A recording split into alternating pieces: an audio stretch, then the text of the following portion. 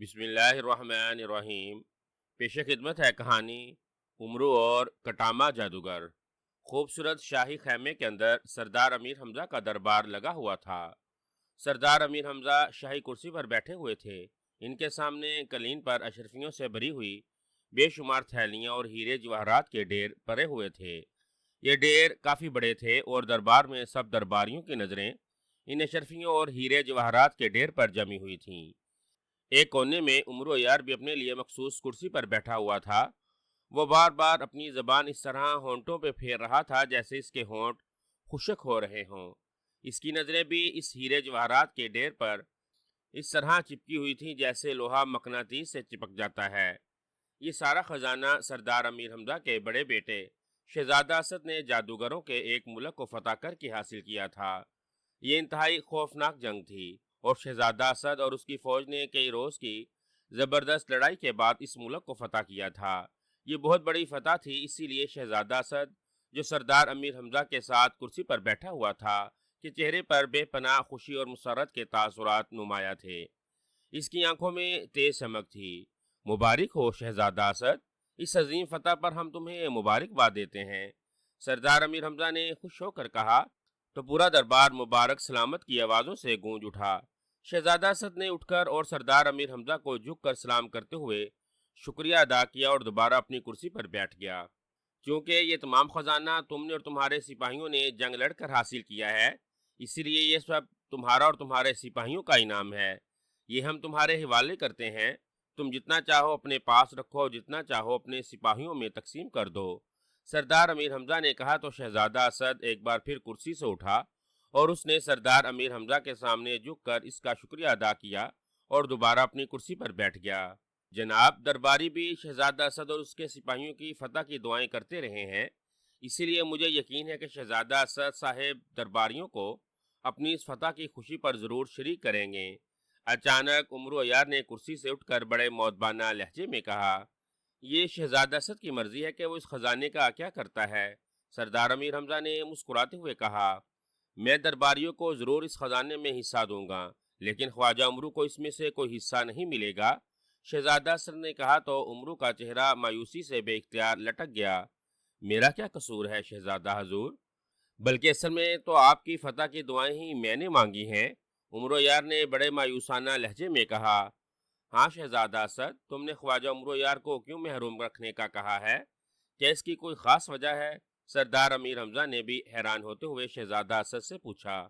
محترم سردار، امرو یار اب بے حد لالچی ہو گیا ہے، اب بغیر لالچ کے یہ کوئی کام نہیں کرتا۔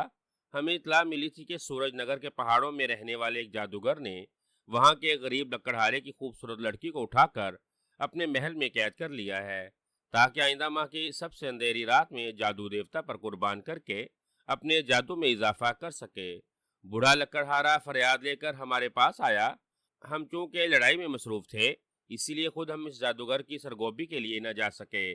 ہم نے اس لکڑہارے کو خواجہ امرو یار کے پاس بھیج دیا، لیکن پھر ہمیں اطلاع ملی کہ خواجہ امرو یار نے اس لیے اس مظلوم لڑکی کو جادوگر کے پنجے سے چھڑانے سے انکار کر دیا کہ وہ بوڑھا لکڑہارا غریب تھا، وہ خواجہ امرو کو ہیرے جواہرات نہ دے سکتا تھا۔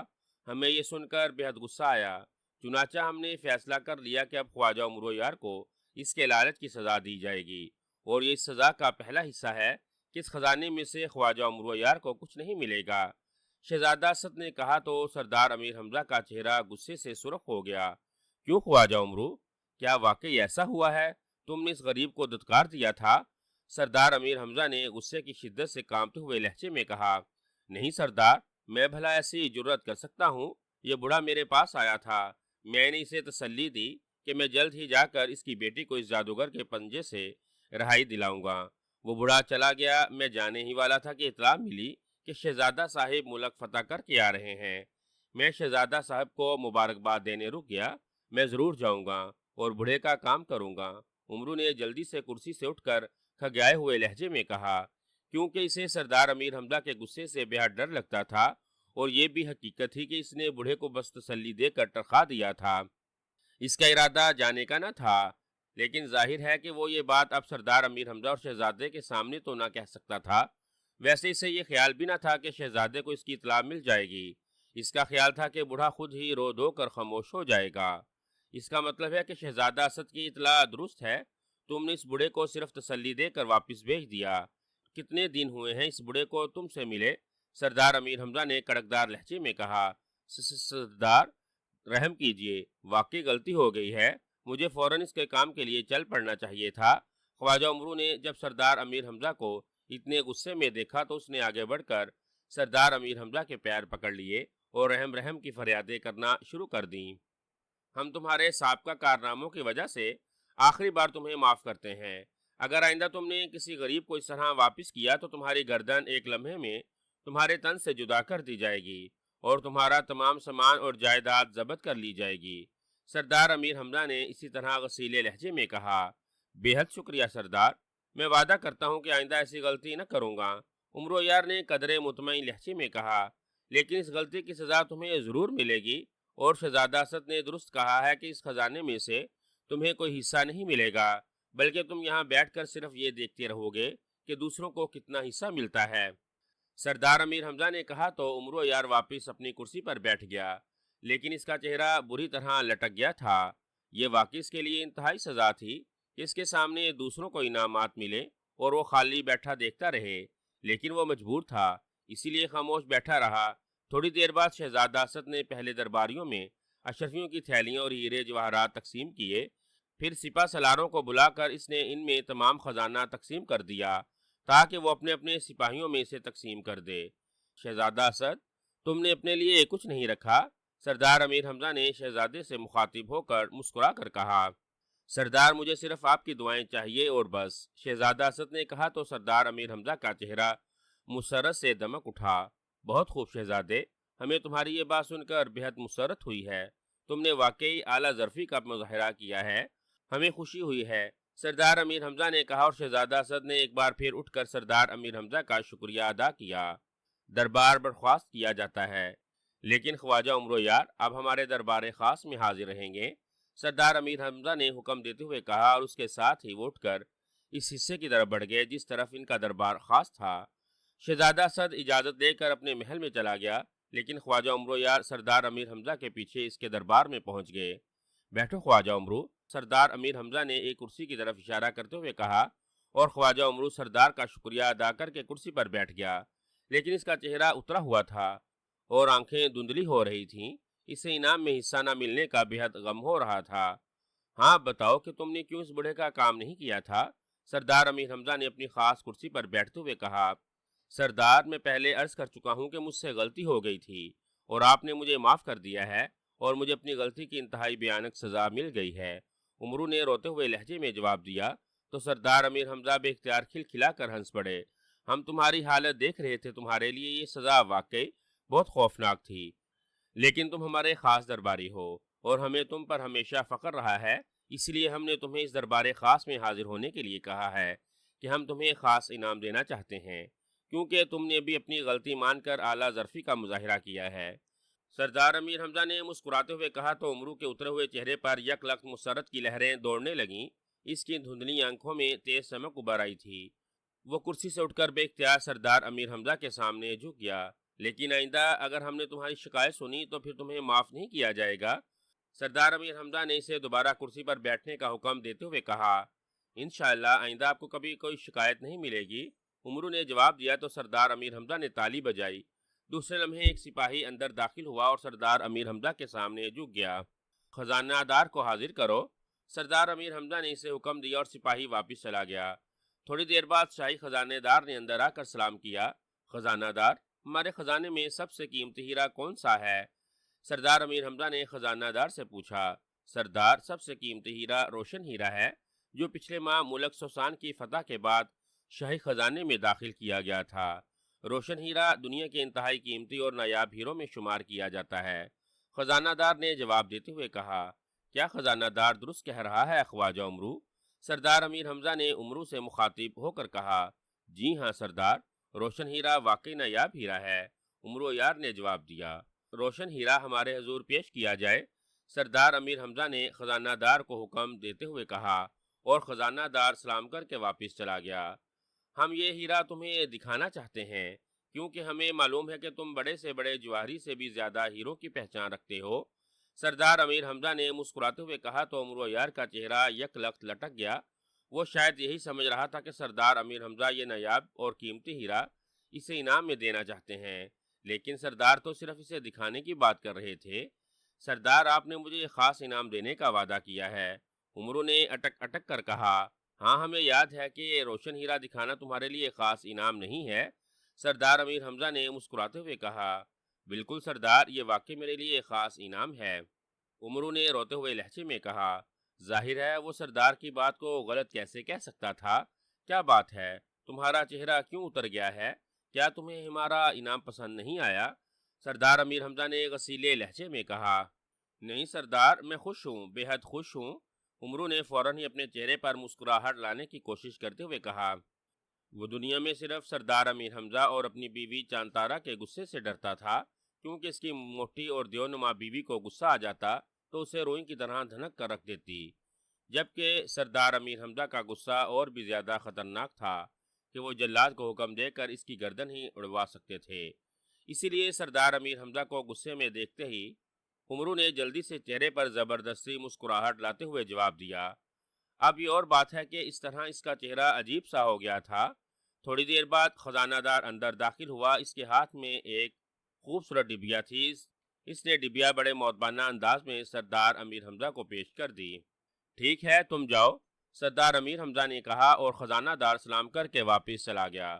دیکھو اسے اور ہمیں بتاؤ کہ کیا یہ قیمتی ہیرا ہے یا نہیں؟ سردار امیر حمزہ نے ڈبیا عمرو کی طرف بڑھاتے ہوئے کہا تو عمرو نے اٹھ کر مؤدبانہ انداز میں ڈبیا لی، اسے کھولا اور اندر 8 کونوں والا قیمتی اور روشن ہیرا جگمگا رہا تھا۔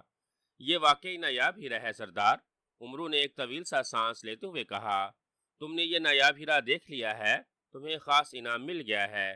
سردار امیر حمزہ نے اس کے ہاتھ سے ہیرا لیتے ہوئے کہا تو عمرو یار نے منہ سے کوئی جواب نہ دیا، البتہ اس بات میں سر ہلا دیا۔ اس کی حالت اس وقت ایسی تھی کہ اس کے منہ سے الفاظ بھی نہ نکل رہے تھے۔ تو اب تمہاری یہ جرت کہ تم ہماری بات کا منہ سے جواب بھی دے نہیں سکتے؟ سردار امیر حمزہ نے یک لک کڑکدار لہجے میں کہا، سردار بالکل مل گیا ہے سردار، خاص انعام مل گیا ہے سردار۔ عمرو یار نے ایک بار پھر خوف زدہ انداز میں کہا، تو پھر جاؤ اور اس بڑے کا کام کرو۔ سردار امیر حمزہ نے اسی لہجے میں کہا۔ عمرو یار نے سلام کیا اور پھر مرے مرے قدموں سے چلتا ہوا دروازے کی طرف بڑھ گیا۔ جب وہ خیمے سے باہر آیا تو اس کی آنکھوں سے بے اختیار آنسو ابل پڑے۔ آج واقعی اس کے ساتھ بہت برا ہوا تھا، لیکن وہ مجبور تھا۔ اسی طرح روتا دوتا وہ اپنے گھر پہنچا تو اس کے خاص ملازم نے اسے جھک کر بڑے ادب سے سلام کیا، لیکن عمرو تو اپنے ہی رونے دھونے میں لگا ہوا تھا، اسی لیے اس نے اس کی طرف توجہ ہی نہ کی اور اپنے کمرے میں جا کر بیٹھ گیا۔ اس کا چہرہ اترا ہوا تھا اور وہ لمبے لمبے سانس لے رہا تھا۔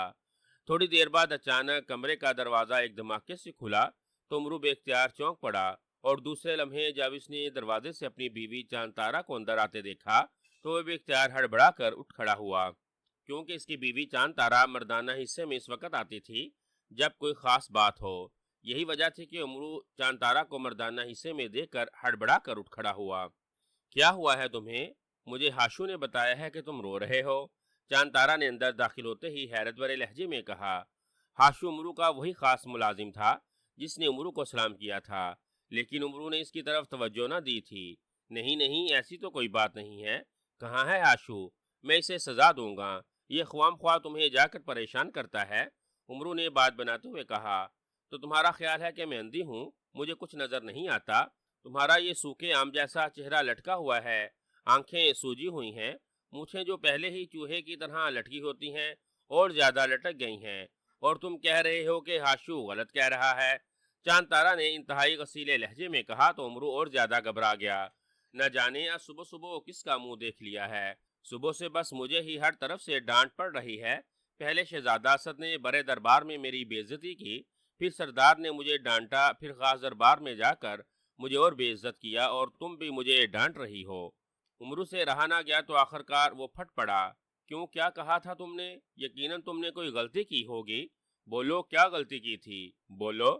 چاندتارا اور بھی زیادہ اونچی آواز میں بولی۔ میں نے کوئی غلطی نہیں کی، عمرو نے پریشان ہوتے ہوئے کہا۔ تو پھر سردار امیر حمزہ اور شہزادہ اسد کا دماغ خراب تھا، بولو، اس کا مطلب ہے کہ تم سردار امیر حمزہ اور شہزادہ اسد کو پاگل سمجھتے ہو؟ بولو، چاند تارا نے غصے سے چیختے ہوئے کہا۔ ارے ارے، یہ کیا کہہ رہی ہو؟ ملازم سن رہے ہوں گے۔ اگر انہوں نے جا کر سردار کو کسی ملازم کو بتا دیا اور پھر سردار کو پتا چل گیا تو وہ مجھے زمین میں زندہ دفن کر دیں گے۔ عمرو نے انتہائی گھبرائے ہوئے لہجے میں کہا۔ سردار سے پہلے میں تمہیں زندہ دفن کر دوں گی۔ بتاؤ کیا غلطی کی تھی تم نے؟ بولو، چاند تارا نے اور زیادہ غصے سے چیختے ہوئے کہا۔ اب عمرو بری طرح پھنس گیا تھا۔ اسے معلوم تھا کہ اگر اس نے چاند تارا کو یہ بتا دیا کہ اس بوڑھے کو غریب سمجھ کر واپس بھیج دیا تھا تو چاند تارا نے بھی اس کی دنہائی کرنی شروع کر دینی ہے، کیونکہ چاند تارا خود چاہے کسی کو ایک دھیلا بھی نہ دے، لیکن زبانی طور پر وہ غریبوں کی بے حد ہمدرد تھی۔ چنانچہ اس نے اپنی عیاری سے کام لینے کا فیصلہ کر لیا۔ اب کیا بتاؤں، بس چھوڑو، عمرو نے کہا تو چاند تارا نے ہاتھ بڑھا کر اسے گردن سے پکڑا اور ہوا میں اٹھا لیا۔ عمرو کو یوں محسوس ہوا جیسے اس کی گردن کسی خوفناک شکنجے میں آ گئی ہو۔ اس کے منہ سے بینچی بینچی سی چیخیں نکلنے لگیں۔ اب کہو گے کہ چھوڑوں؟ بتاؤ، ورنہ ایک لمحے میں تمہاری یہ بھنڈی جیسی گردن توڑ ڈالوں گی۔ چاند تارا نے اسے واپس زمین پر کھڑے ہوتے ہوئے پھنکار کر کہا اور اس کے ساتھ ہی اس نے اس کی گردن چھوڑ دی۔ عمرو نے بے اختیار 2-3 لمبے لمبے سانس لی اور دونوں ہاتھوں سے اپنی گردن مسلنے لگا۔ میں تو اس لیے کہہ رہا تھا کہ تم سنو گی تو جا کر سردار امیر حمزہ اور شہزادہ اسد سے لڑو گی۔ عمرو نے جواب دیا تو چاند تارا بے اختیار چونک پڑی۔ کیا کہہ رہے ہو؟ میں جا کر لڑوں گی؟ کیوں، کیا میرا دماغ خراب ہے؟ چاند تارا کے لہجے میں غصے کے ساتھ ساتھ حیرت بھی موجود تھی۔ وہ بات ہی ایسی ہے، شہزادہ اسد اور سردار امیر حمزہ مجھے کہہ رہے تھے کہ میں تمہیں چھوڑ کر دوسری شادی کر لوں، کیونکہ تم موٹی اور بدھی ہو، جبکہ جس عورت سے میری شادی کرائیں گے وہ انتہائی خوبصورت ہوگی۔ میں نے صاف انکار کر دیا، کیونکہ مجھے تو دنیا بھر میں تم سے زیادہ حسین عورت آج تک نظر ہی نہیں آئی۔ بس اسی بات پر وہ دونوں ناراض ہو گئے اور انہوں نے میری خوب بے عزتی کی۔ عمرو نے چاند تارا کو رام کرنے کے لیے کہا۔ او نہیں، تو یہ بات سردار اور شہزادہ اسد نے کی ہے؟ ٹھیک ہے، میں بھی جا کر شہزادہ اسد کی بیوی اور سردار کی بیوی سے بات کرتی ہوں۔ چاند تارا نے غصے کی شدت سے پھنکارتے ہوئے کہا اور اس کے ساتھ ہی وہ تیزی سے مڑنے لگی۔ اب تو عمرو کی جان ہی نکل گئی۔ ارے ارے رکو، ارے رکو، رک جاؤ، سنو سنو، عمرو یار نے چیختے ہوئے کہا، لیکن چاند تارا ابھی بھلا اس کی بات کہاں سننے والی تھی۔ وہ دھم دھم کرتی ہوئی کمرے سے باہر نکلی۔ عمرو یار اس کے پیچھے دوڑا۔ بیگم صاحبہ، سردار امیر حمزہ نے یہ قیمتی اور نایاب ہیرا بھجوایا ہے کہ اسے خواجہ عمرو کو دے دیا جائے۔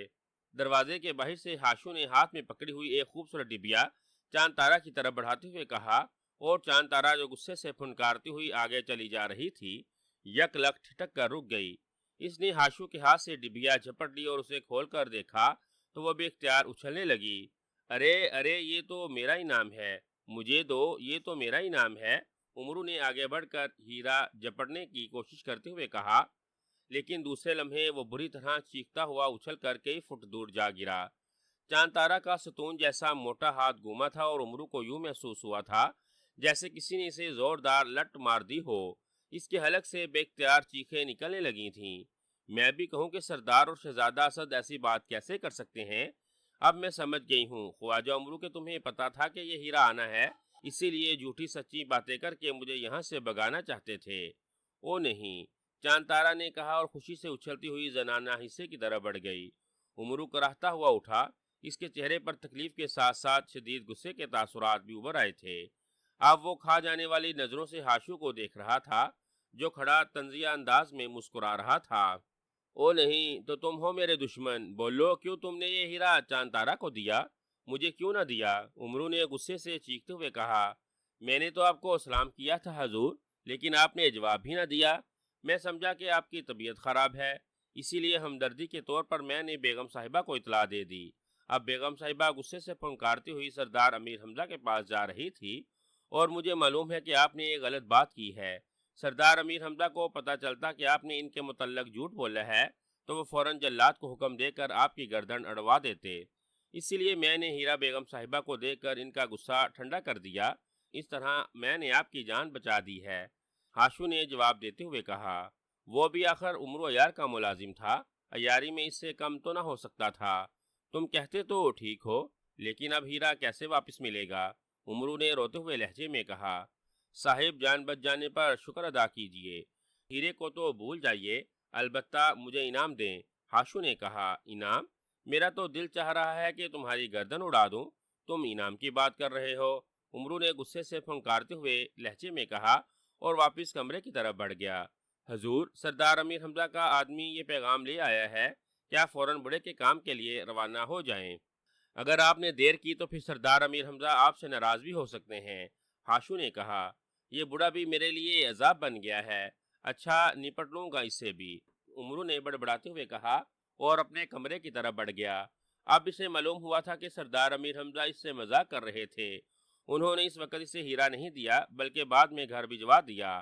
اب یہ اور بات ہے کہ آج امرو کی قسمت ہی خراب تھی کہ ہیرا اسے ملنے کی بجائے چاند تارا کے ہاتھ لگ گیا، اور چاند تارا سے ہیرا واپس ملنا ناممکن تھا۔ امرو نے لباس تبدیل کیا اور پھر تیار ہو کر وہ مردانہ خانے سے نکلا اور پیدل ہی جنگل کی طرف بڑھ گیا۔ کیونکہ سورج نگر وہاں سے بہت دور تھا، اسی لیے امرو نے سوچا کہ وہ سنہری چپلوں کی مدد سے وہاں پہنچے گا، ورنہ اگر وہ گھوڑے پر سفر کرتا وہاں جاتا تو اسے کئی ماہ بھی لگ سکتے تھے۔ اس دوران اس بڑے لکڑہارے کی لڑکی کو جادوگر قربان کر چکا ہوتا، چونکہ وہ لوگوں کے سامنے سنہری چپلوں کا استعمال نہ کر سکتا تھا، اسی لیے وہ پیدل ہی جنگل کی طرف بڑھتا چلا گیا۔ جنگل میں داخل ہو کر اس نے اپنی زنبیل کو کاندھے سے اتارا ہی تھا کہ اسے کسی کے کراہنے کی آواز سنائی دی۔ امرو یہ آواز سن کر بے اختیار اچھل پڑا، آواز اس کی دائیں ہاتھ پر ایک جھاڑی کے پیچھے سے آتی تھی۔ امرو نے زنبیل دوبارہ کندھے پر لٹکائی اور اس جھاڑی کی طرف بڑھ گیا جہاں آوازوں سے محسوس ہوتا تھا کہ کوئی بوڑھا آدمی کراہ رہا ہے۔ جب امرو اس جھاڑی کے پاس پہنچا تو وہ یہ دیکھ کر اچھل پڑا کہ جھاڑی کی دوسری طرف وہی بوڑھا لکڑہارا پڑا کرا رہا تھا جس کی لڑکی کو چھڑانے کے لیے وہ سورج نگر جا رہا تھا، اور جس کی وجہ سے اسے شہزادہ اسد اور سردار امیر حمزہ سے انتہائی سخت ڈانٹ پڑی تھی۔ بوڑھا پشت کے بل زمین پر لیٹا ہوا تھا، جس کی آنکھیں بند تھی اور وہ مسلسل کرا رہا تھا۔ امرو تیزی سے آگے بڑھا، اس نے جلدی سے اپنی زنبیل میں رکھی ہوئی پانی کی بوتل نکال لی، اس کا ڈھکن کھولا اور پانی بوڑھے کے کھلے منہ میں ڈالنا شروع کر دیا۔ جیسے ہی پانی بوڑھے کے حلق سے نیچے اترا، اس کی کراہیں بند ہو گئیں، زرد چہرہ سرخ ہونے لگ گیا تھا۔ جب اس کی حالت قدرے سنبھل گئی تو امرو نے اس کے جسم کو ٹٹولنا شروع کر دیا، لیکن پورے جسم پر کہیں بھی کوئی زخم نہ تھا۔ اسی لمحے بوڑھے نے آنکھیں کھول دی۔ کیا ہوا تھا تمہیں بابا؟ امرو نے سہارا دے کر بوڑھے کو اٹھاتے ہوئے کہا، مجھے خوفناک سانپ نے کاٹ لیا، مجھے سانپ نے کاٹ لیا ہے، میرے دائیں ہاتھ کی چھوٹی انگلی پر، بوڑھے نے خوف زدہ لہجے میں کہا۔ تو امرو نے جلدی سے اس کے دائیں ہاتھ کو پکڑا اور اس کی انگلی کو دیکھنے لگا۔ وہاں واقعی ایسا زخم موجود تھا جیسے کسی سانپ کے کاٹنے سے نظر آتا ہے، لیکن امرو کو یہ دیکھ کر حیرت ہو رہی تھی، نہ ہی بوڑھے کی انگلی سوجی تھی اور نہ ہی جسم کے کسی اور حصے کا رنگ نیلا ہوا تھا جو کہ سانپ کے زہر کی نشانی ہوتی ہے، بلکہ نیلا ہونا تو ایک طرف ہلکی سی نیلاہٹ بھی نظر نہ آ رہی تھی۔ امرو نے زنبیل کاندھے سے اتاری، اس میں سے سرخ رنگ کا ایک چھوٹا سا گول موتی نکالا اور اسے بوڑھے کی انگلی کے زخم پر رکھ دیا۔ دوسرے لمحے اس موتی کا سرخ رنگ تیزی سے زرد ہوتا چلا گیا اور امرو نے موتی کو چٹکی میں پکڑا اور اسے جیسے ہی زمین پر رکھا، اس میں سے زرد رنگ کا مادہ بہنے لگا۔ تھوڑی دیر بعد موتی کا رنگ دوبارہ سرخ ہو گیا تو امرو نے ایک بار پھر موتی بوڑھے کی انگلی کے زخم پر رکھ دیا۔ اس بار موتی کا رنگ ویسے ہی سرخ ہو رہا تھا تو امرو نے موتی اٹھا کر اسے واپس زنبیل میں ڈال لیا۔ اب بوڑھا بھی اٹھ کر بیٹھ گیا تھا، اب وہ پوری طرح صحت مند نظر آ رہا تھا۔ اوہ اوہ، تم خواجہ امرو ہو، میں تو تمہارے پاس آ رہا تھا، بوڑھے نے امرو کو پہچانتے ہوئے کہا، اور میں تمہارے پاس جا رہا تھا تاکہ تمہاری لڑکی کو اس جادوگر کے پنجے سے رہائی دلاؤں۔ امرو یار نے کہا، اب اس کی ضرورت نہیں رہی خواجہ امرو، بوڑھے نے لرزتے ہوئے لہجے میں کہا تو امرو کا دل بے اختیار دھڑکنے لگا۔ وہ سمجھ گیا کہ اس نے دیر کر دی ہے، اسی لیے جادوگر نے بوڑھے کی لڑکی کو جادو دیوتا پر قربان کر دیا ہوگا، اور اسے معلوم تھا کہ جیسے یہ خبر سردار امیر حمزہ کو ہوگی انہوں نے ایک لمحہ ضائع کیے بغیر خواجہ امرو کو قتل کرا دینا ہے۔ کیوں؟ امرو نے خوف زدہ لہجے میں کہا، اس لیے کہ اب میری بیٹی حسن بانو اس جادوگر کی قید میں نہیں ہے۔ بوڑھے نے جواب دیا تو امرو اس کی بات سن کر بے اختیار چونک پڑا۔ کیا مطلب؟ کھل کر بات کرو، کہاں ہے تمہاری لڑکی؟ امرو یار نے تیز لہجے میں کہا، اسے اس جادوگر نے پتھر کا مجسمہ بنا دیا ہے اور اس مجسمے کو اس نے سورج نگر کی سب سے اونچی پہاڑی پر نصب کر دیا ہے۔ بوڑھے نے لرزتے ہوئے لہجے میں جواب دیا، اس کی آنکھوں سے آنسو بہنے لگے تھے۔ کیوں اس نے ایسا کیوں کیا؟ عمرو نے حیران ہوتے ہوئے پوچھا۔ اس لیے کہ میری بیٹی حسن بانو نے اسے ہلاک کرنے کی کوشش کی تھی۔ جادوگر سو رہا تھا کہ میری بیٹی کو اس کے کمرے میں داخل ہونے کا موقع مل گیا۔ اس نے جادوگر کے سینے میں خنجر مارنا چاہا، لیکن وہ جادوگر تھا، اسی لیے وہ نہ صرف بچ گیا بلکہ اس نے غصے میں آ کر حسن بانو کو پتھر کا بنا دیا اور لوگوں کی عبرت کے لیے اسے پہاڑی پر نصب کر دیا، اور میری بیٹی کے مجسمے کے ارد گرد خوفناک سانپ چھوڑ دیے ہیں جو اس کی گردن اور چہرے پر ہر وقت لہراتے رہتے ہیں، اور لوگ خوف کے مارے اس پہاڑی پر جاتے ہی نہیں۔ جو چند لوگ وہاں گئے تھے انہوں نے سانپوں نے کاٹ لیا اور وہ مر گئے۔ بوڑھے نے جواب دیتے ہوئے کہا، تمہیں ان سب باتوں کا علم کیسے ہوا؟ عمرو نے پوچھا۔ مجھے سورج نگر کے سب سے بڑے نجومی نے یہ باتیں بتائیں۔ میں روتا پیٹتا نجومی کے پاس گیا تو اس نے مجھے یہ ساری باتیں بتائیں۔ اس نے کہا کہ اب دنیا کی کوئی طاقت میری بیٹی کو دوبارہ صحیح حالت میں نہیں لا سکتی، اب وہ ہمیشہ ہمیشہ کے لیے مجسمہ بن گئی ہے۔ البتہ اس نے یہ بات کہی کہ میں جا کر خواجہ عمرو سے بات کروں۔ اگر خواجہ عمرو کوشش کرے تو ہو سکتا ہے کہ حسن بانو دوبارہ صحیح ہو جائے۔ چنانچہ میں منزلیں مارتا ہوا تمہارے پاس آ رہا تھا۔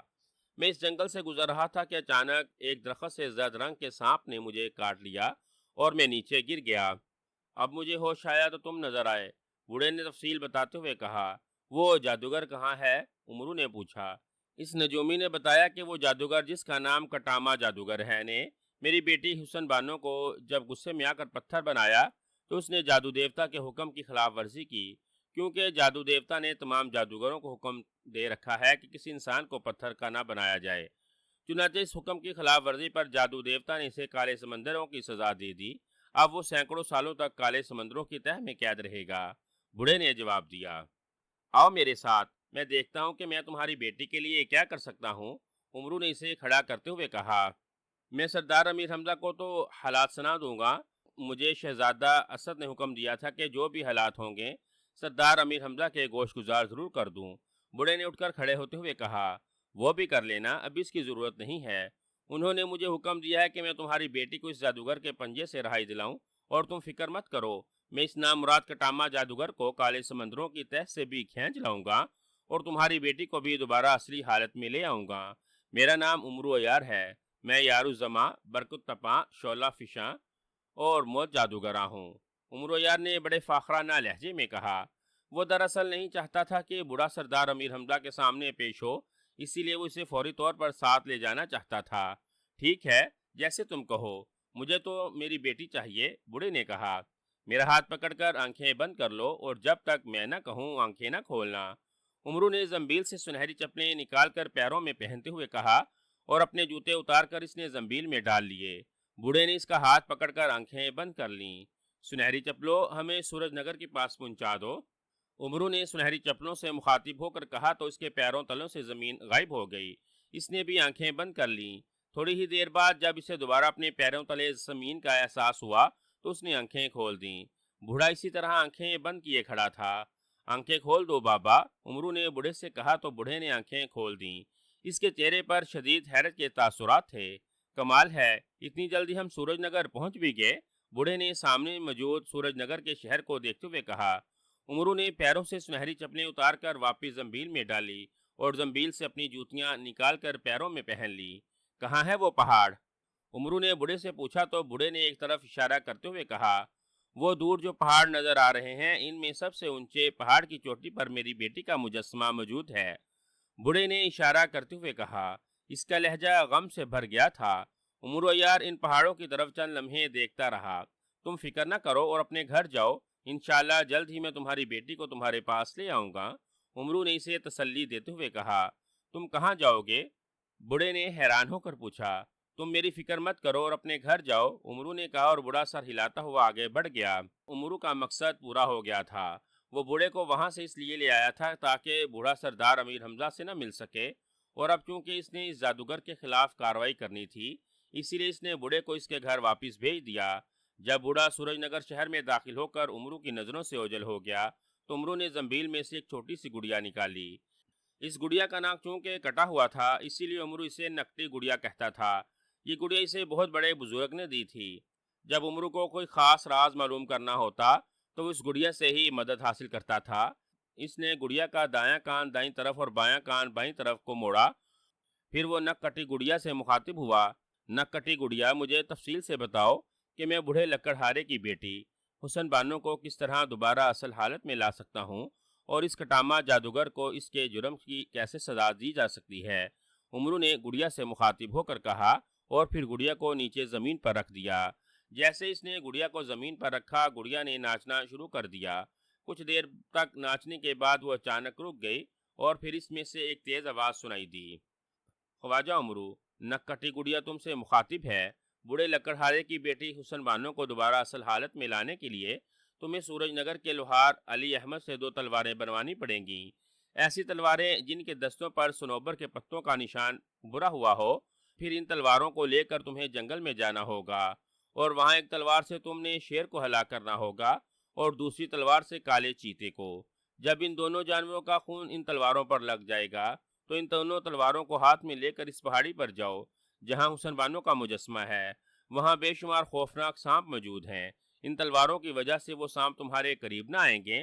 جب تم مجسمے کے پاس پہنچو گے تو تمہارے دونوں ہاتھوں میں تلواریں ہونی چاہیے۔ حسن بانو کے مجسمے کے سر پر جو پگڑی نما رومال بندھا ہوا ہے، اس کے عقب میں ایک انتہائی خوفناک سانپ چھپا ہوا بیٹھا رہتا ہے۔ یہ سانپ اچانک کسی بھی طرف سے نکل کر تم پر حملہ کر سکتا ہے، اور اگر اس نے تمہیں ڈس لیا تو پھر تم کسی صورت زندہ نہ بچ سکو گے۔ تم نے اس سانپ کو ہلاک کرنا ہے، لیکن یہ سانپ صرف اسی صورت میں ہلاک ہو سکتا ہے کہ تم بیک وقت دونوں تلواریں اس پر مارو۔ اگر تم نے دونوں تلواروں کی ضرب میں وقفہ ڈال دیا تو سانپ ہلاک نہ ہوگا، اور وہ تمہیں ڈس کر ہلاک کر دے گا۔ جب یہ سانپ ہلاک ہو جائے تو تم نے اس کا سر علیحدہ کر کے اس کے سر کو کاٹ کر اندر سے اس کی زبان باہر نکالنی ہے۔ سانپ کی اس زبان کو تم نے حسن بانو مجسمے کے ایک پیر پر رکھ دینا ہے۔ جیسے ہی تم زبان وہاں رکھو گے، حسن بانو دوبارہ اپنی اصلی حالت میں آنا شروع ہو جائے گی۔ وہ پیروں کی طرف سے درست ہونا شروع ہوگی۔ ابھی وہ پوری طرح ٹھیک ہو پائے گی کہ کٹامہ جادوگر غصے سے پھنکارتا ہوا وہاں پہنچ جائے گا۔ وہ تم پر جادو کرنے کی کوشش کرے گا، لیکن دونوں تلواروں کی وجہ سے اس کا کوئی جادو تم پر نہ چل سکے گا۔ لیکن وہ اس وقت تک مر نہیں سکتا جب تک کٹامہ جادوگر خود خنجر سے اپنے خون کے 10 قطرے ان دونوں تلواروں پر نہ ڈالے۔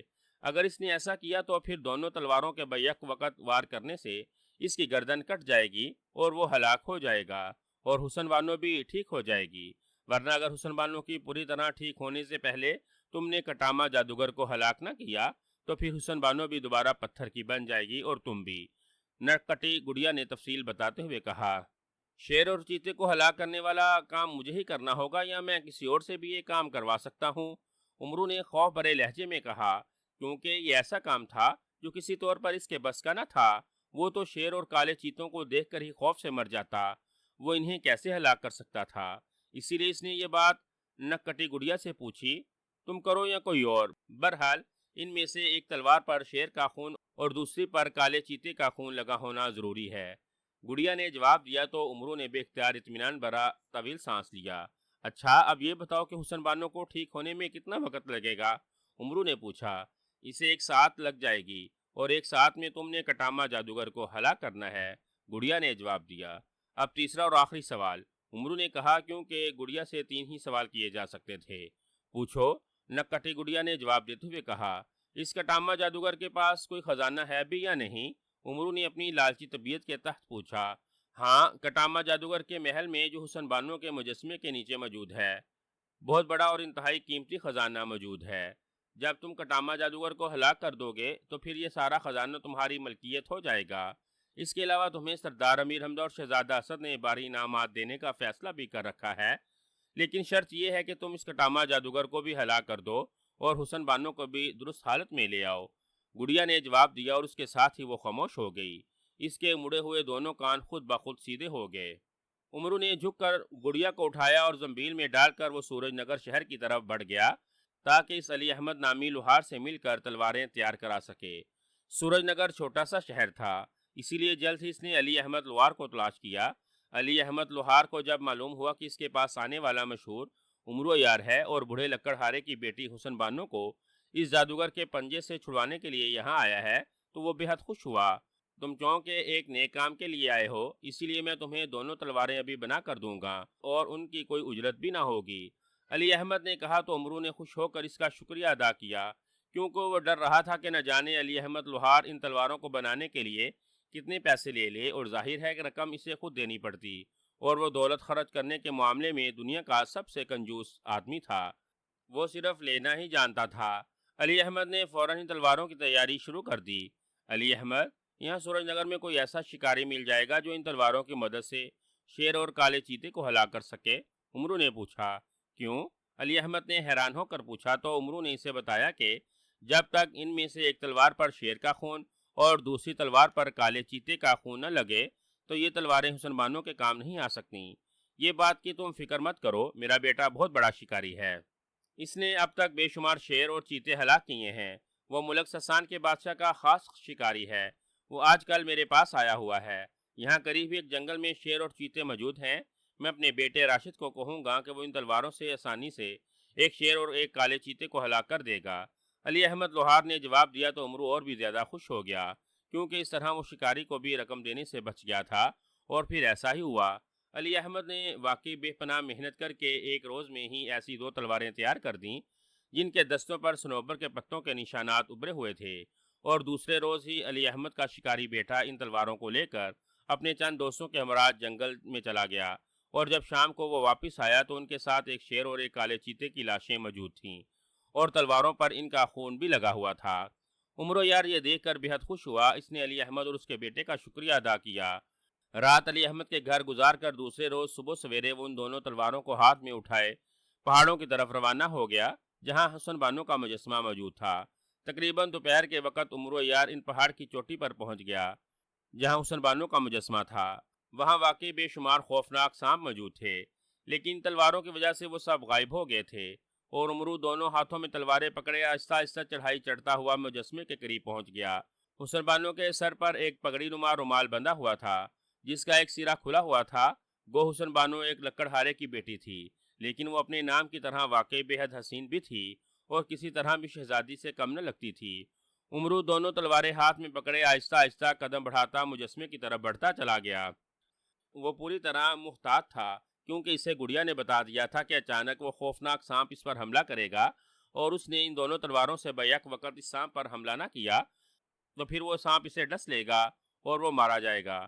چونکہ اس وقت اس کی جان کو خطرہ لاحق تھا، اسی لیے عمرو یار پوری طرح محتاط نظر آ رہا تھا۔ پھر اچانک سائیں کی آواز سنائی دی اور ایک خوفناک سانپ بجلی کی سی تیزی سے حسن بانو کے سر سے اترا۔ اس کے منہ کے سامنے سے گزر کر عمرو یار پر حملہ آور ہو گیا۔ سانپ کا حملہ اس قدر تیز تھا کہ عمرو یار ایک لمحے کے لیے تو بت سا بن گیا، لیکن دوسرے لمحے سے جیسے ہوش آ گیا۔ اس نے بجلی کی سی تیزی سے ہاتھوں میں پکڑی ہوئی دونوں تلواروں کا وار اس پر کیا۔ اب وہ شاید عمرو کی خوش قسمتی تھی کہ اس کے دونوں بازوؤں نے بیک وقت حرکت کی اور دونوں تلواروں کے وار ایک ہی وقت سانپ پر ہوئے، اور ایک دھماکہ وار سانپ مردہ ہو کر عمرو یار کے قدموں میں گر گیا۔ عمرو یار چند لمحے تو خوف کے مارے خاموش کھڑا رہا۔ جب اسے یقین ہو گیا کہ اس نے اس خوفناک سانپ کو مار دیا ہے اور وہ خود بچ گیا تو وہ بے اختیار خوشی سے اچھلنے لگا۔ اس نے اللہ تعالیٰ کا شکر ادا کیا، اور پھر جھک کر اس نے تلوار کے ایک ہی وار سے سانپ کا سر اس کے دھڑ سے علیحدہ کیا، اور پھر دوسری تلوار سے اس کا سر اس طرح کاٹ دیا کہ سانپ کی باریک سی زبان پوری طرح ظاہر ہو گئی۔ اس نے تلوار کی مدد سے سانپ کی باریک زبان کو کاٹ پھر اسے دونوں تلواروں کی نوکوں سے اٹھا کر حسن بانو کے مجسمے کے پیر پر رکھ دیا۔ جیسے اس نے زبان کو حسن بانو کے مجسمے پر رکھا، حسن بانو کے پیر کی انگلیاں ہلنے لگ گئیں، وہ درست ہونا شروع ہو گئی تھیں۔ اب عمرو یار کو اس کٹامہ جادوگر کی آمد کا انتظار تھا۔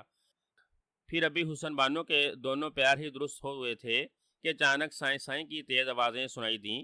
اس کے ساتھ ایک لمبے قد، بھاری جسم اور مکروہ چہرے والا جادوگر آسمان سے اتر کر وہاں پہنچ گیا۔ اس جادوگر نے سرخ رنگ کی عبا پہنی ہوئی تھی۔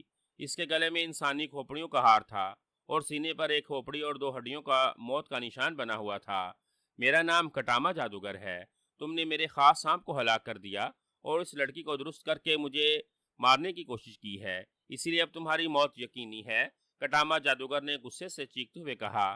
اس کے ساتھ اس کے دونوں بازو لہرا کر منتر پڑھنے شروع کر دیے، لیکن ظاہر ہے عمرو کے دونوں ہاتھوں میں 2 خاص تلواریں تھیں، اسی لیے اس کا کوئی جادو بھی کامیاب نہ ہو سکتا تھا۔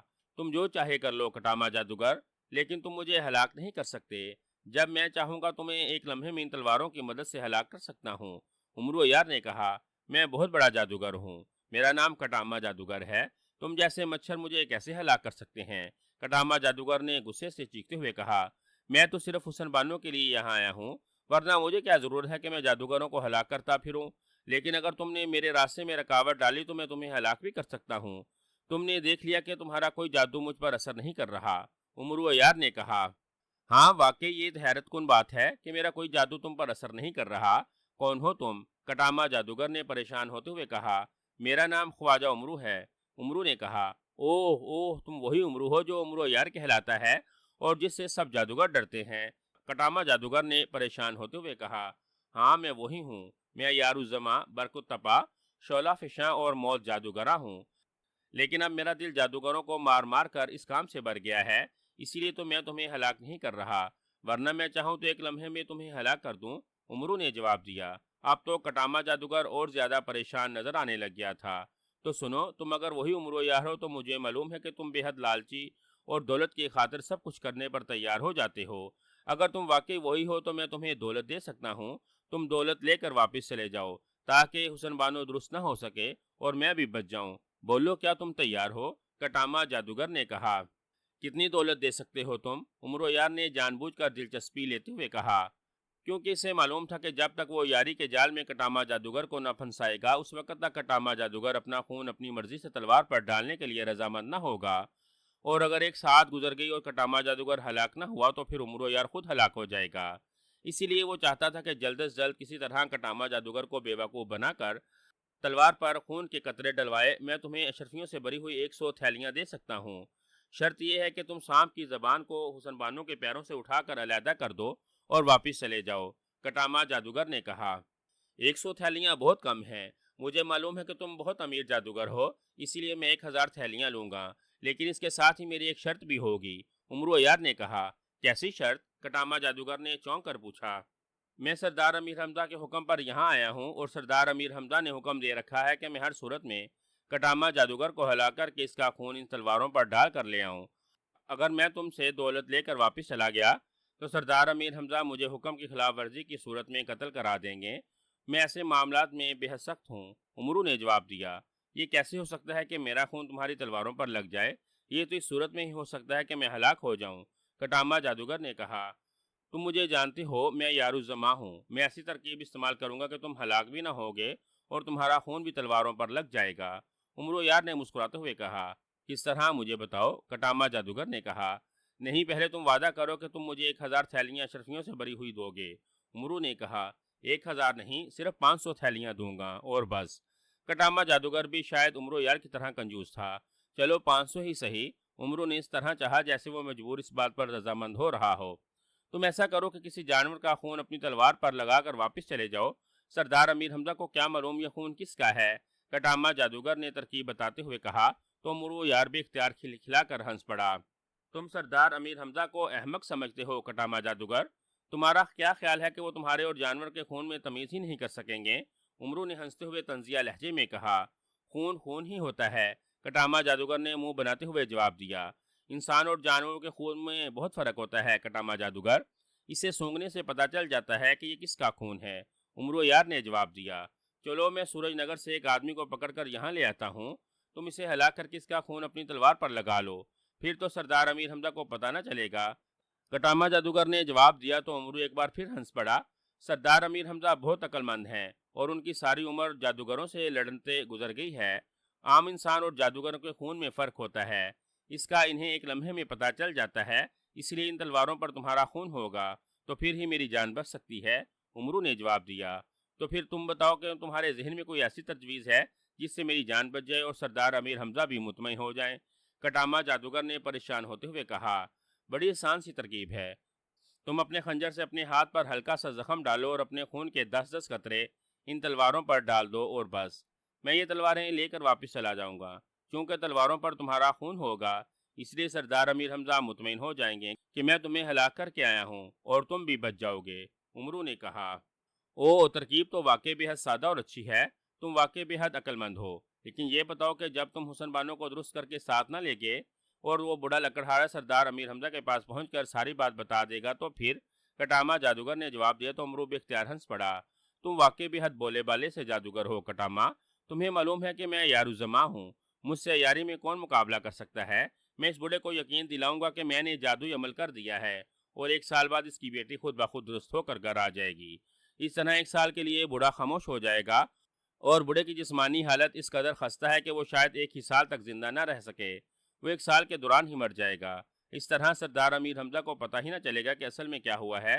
عمرو نے جواب دیتے ہوئے کہا، لیکن اگر وہ بوڑھا 1 سال میں نہ مرا تو میں نے پہلے بھی زرد سام کی مدد سے اسے ہلاک کرنے کی کوشش کی تھی، لیکن پھر مجھے کالے سمندروں کے اندر اطلاع ملی کہ اس کو کسی نے بچا لیا ہے اور وہ اب بھی زندہ ہے۔ کٹاما جادوگر نے منہ بناتے ہوئے کہا، اگر وہ زندہ بھی رہا تو میں 1 سال سے پہلے آ کر اس سے 1 سال کی مزید مہلت لے لوں گا، پھر تو واقعی مر جائے گا۔ عمرو نے جواب دیتے ہوئے کہا، لیکن تم اس سے 5-6 سال کی بات پہلے ہی کیوں نہیں کر لیتے؟ کٹاما جادوگر نے کہا، نہیں، بوڑھا 1 سال تک تو انتظار کر لے گا، لیکن اگر اس سے طویل مدت کی بات کی تو پھر وہ یقیناً سردار امیر حمزہ کے پاس پہنچ جائے گا اور پھر ساری بات سامنے آ جائے گی۔ اس کے بعد مجھے اپنی جان بچانے کے ہر صورت میں تمہیں ہلاک کرنا پڑے گا، اور یہ بھی بتا دوں کہ تم چاہے کالے سمندروں کی تہوں میں کیوں نہ چھپ جاؤ، اپنی جان بچانے کے لیے میں وہاں بھی پہنچ کر تمہیں ہلاک کر سکتا ہوں۔ عمرو نے جواب دیتے ہوئے کہا، ان حالات میں تو واقع تمہاری تجویز پر ہی عمل کرنے سے مسئلہ حل ہو سکتا ہے۔ لاؤ تلوار آگے کرو، میں اپنے جسم کا خون ان پر ڈال دیتا ہوں۔ کٹاما جادوگر نے آخرکار عمرو کی عیاری کے جال میں پوری طرح پھنستے ہوئے کہا، تم فکر مت کرو، 20 قطروں سے تمہیں کیا فرق پڑتا ہے؟ عمرو نے کہا، اور کٹاما جادوگر نے جیب سے خنجر نکالا اور پھر خنجر سے اس نے اپنی ایک کلائی پر ہلکا سا زخم ڈال دیا۔ زخم سے خون رسنے لگا تو عمرو نے ایک تلوار آگے کر دی اور کٹاما جادوگر کے زخم سے رسنے والے خون کے قطرے تلوار پر گرنے لگے۔ جب 10 قطرے تلوار پر گر گئے تو عمرو نے پہلی تلوار ہٹا کر دوسری تلوار آگے کر دی، اور جب 10 قطرے اس تلوار پر بھی گر گئے تو عمرو دوسری تلوار بھی ہٹا لی۔ اب تو ٹھیک ہے، اب تم جاؤ، کٹاما جادوگر نے اپنے ہی زخم کو چوسنے کے بعد کہا۔ وہ میرا انعام تو دو، کٹاما جادوگر نے کہا، اور پھر اس سے پہلے کہ کوئی وہ منتر پڑھتا، عمرو نے اچانک دونوں بازوں کو حرکت دی اور دونوں تلواریں بجلی کی سی تیزی سے گھوم کر بیک وقت کٹاما جادوگر کی گردن سے ٹکرائیں۔ یہ سب کچھ اس قدر تیزی سے ہوا کہ کٹاما جادوگر سنبھلا ہی نہ سکا اور اس کی گردن کٹ کر ایک طرف جا گری، اور اس کے ساتھ ہی خوفناک دھماکے ہونے لگے، ہر طرف دھواں سا چھا گیا۔ چند لمحوں بعد دھوئیں میں کٹاما جادوگر کی رونے کی آواز سنائی دینے لگی۔ میرا نام کٹاما جادوگر تھا، عمرو یار نے عیاری سے میرا ہی خون اپنی تلوار پر ڈال کر مجھے ہلاک کر دیا۔ کٹاما جادوگر کی روتی ہوئی آواز سنائی دی اور پھر خاموشی چھا گئی۔ چند لمحوں بعد دھواں ختم ہوا تو عمرو نے دیکھا کہ حسن بانو کا مجسمہ اب گردن سے نیچے تک درست ہو چکا تھا، اور پھر دیکھتے ہی دیکھتے اس کا سر اور چہرہ بھی زندہ ہو گئے۔ ادھر سامنے کٹاما جادوگر کی لاش بھی پڑی نظر آ رہی تھی۔ تم کون ہو؟ میں کیسے ٹھیک ہو گئی؟ اور یہ لاش؟ یہ تو اس نامراد کٹاما جادوگر کی لاش ہے۔ حسن بانو نے پوری طرح درست ہوتے ہوئے انتہائی حیرت بھرے لہجے میں کہا۔ تو عمرو نے اسے اپنا تعارف کروانے کے ساتھ ساتھ ساری بات تفصیل سے بتائی تو حسن بانو بے حد خوش ہوئی۔ اس نے عمرو یار کا شکریہ ادا کیا۔ جس جگہ حسن بانو مجسمے کی صورت میں موجود تھی وہاں اب ایک کمرہ سا نظر آ رہا تھا جس میں ہیرے جواہرات کے ڈھیر اور اشرفیوں کی تھیلیاں پڑی ہوئی تھیں۔ عمرو نے سارا خزانہ اپنی زنبیل میں ڈالا، پھر کٹاما جادوگر کا سر اس کے بالوں سے پکڑ کر اٹھایا اور حسن بانو کو ساتھ لے کر پہاڑیوں سے اتر کر سورج نگر شہر میں آ گیا۔ بوڑھے لکر ہارے نے جب اپنی بیٹی کو زندہ سلامت دیکھا تو وہ خوشی سے اچھل پڑا۔ علی احمد لوہار اس کے شکاری بیٹے کو خبر ملی تو وہ بھی آ گئے۔ پھر تو پورا شہر اکٹھا ہو گیا اور سب نے عمرو یار کی بے حد تعریف کی۔ اس شہر کے امیر لوگوں نے اپنے طور پر عمرو یار کو دل کھول کر انعام دیا، اور عمرو یار کی تو اتنا انعام پا کر خوشی سے باتیں کھل گئیں۔ پھر وہ بڑھے لکڑ ہارے اور حسن بانو کو ساتھ لے کر سردار امیر حمزہ کے پاس پہنچا تو سردار امیر حمزہ بھی بے حد خوش ہوئے۔ انہوں نے دوبارہ دربار عام لگایا، اس میں سب کے سامنے عمرو کو دل کھول کر انعام بھی دیا اور اس کی تعریف بھی کی۔ شہزادہ اسد نے بھی اپنی طرف سے انعام دیا تو عمرو کو نہ صرف سب سے زیادہ دولت مل گئی بلکہ اس کی عزت بھی پہلے سے بھی زیادہ کہیں بڑھ گئی، اور اس نے دل ہی دل میں فیصلہ کر لیا کہ آئندہ وہ کسی غریب آدمی کا کام کرنے سے ہرگز انکار نہیں کرے گا، کیونکہ اس نے دیکھ لیا تھا کہ غریبوں کا کام کرنے سے اللہ تعالیٰ خوش ہوتا ہے اور سب سے زیادہ انعام بھی ملتا ہے اور اس کی عزت بھی بڑھ جاتی ہے۔ اسی لیے عمرو خوش تھا، بے حد خوش۔ بس اسے صرف ایک غم تھا کہ دنیا کا نایاب روشن ہیرا اس کی بیوی چاند تارا کے قبضے میں چلا گیا، لیکن اسے معلوم تھا کہ آخر کار وہ اپنی عیاری سے کسی نہ کسی طرح اس سے یہ ہیرا بھی واپس لے لے گا۔ یہی وجہ تھی کہ وہ خوش تھا، بے حد خوش۔